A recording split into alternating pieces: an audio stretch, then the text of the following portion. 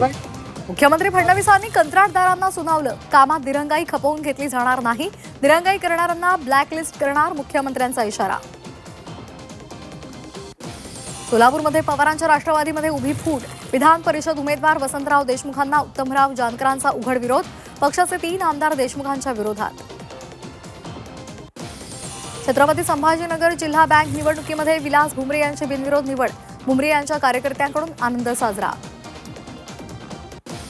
देशभरातील एटीएममध्ये कॅशचा खडखडाट, मागणीच्या तुलनेमध्ये केवळ 55% रोकड उपलब्ध, महाराष्ट्रामध्ये ग्रामीण भागाला फटका. अहिल्यानगरमध्ये वादळी वाऱ्यासह जोरदार पाऊस, काही ठिकाणी गारपीट, पावसामुळे अनेक फळबागा उद्ध्वस्त, नुकसान भरपाई देण्याची मागणी. जळगावात पावसामुळे केळीच्या बागांचं नुकसान, विवरे बुद्रुक या ठिकाणी वादळी वाऱ्यासह पाऊस, शेतकऱ्यांची सरकारकडे मदतीची याचना. माळशिरस तालुक्यामध्ये तुफान वादळी वारा, जवळपास ताशी 40 ते 50 किलोमीटर वेगानं वादळी वारे, अनेक रस्त्यांवर वाहतूक काही काळ ठप्प.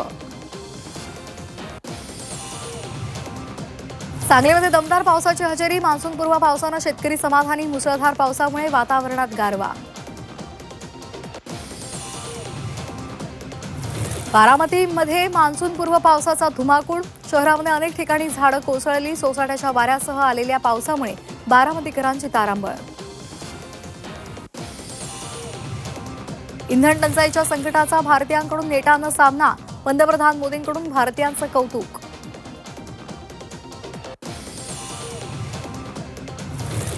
यंदा आषाढीसाठी थेट लंडनहून पंढरपूरसाठी निघणार दिंडी, 10 देशांचा प्रवास करून 1 जुलैला दिंडी भारतात येणार.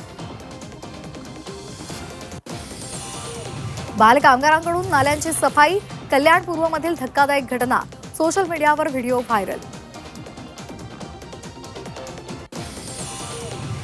उल्हासनगरात आरोग्य व्यवस्थेचा बळी, 7 वर्षांच्या चिमुकल्याचा साप चावल्यामुळे मृत्यू, उपचार न मिळाल्यामुळे मृत्यू झाल्याचा आरोप, मध्यवर्ती रुग्णालयात कुटुंबियांचा गोंधळ.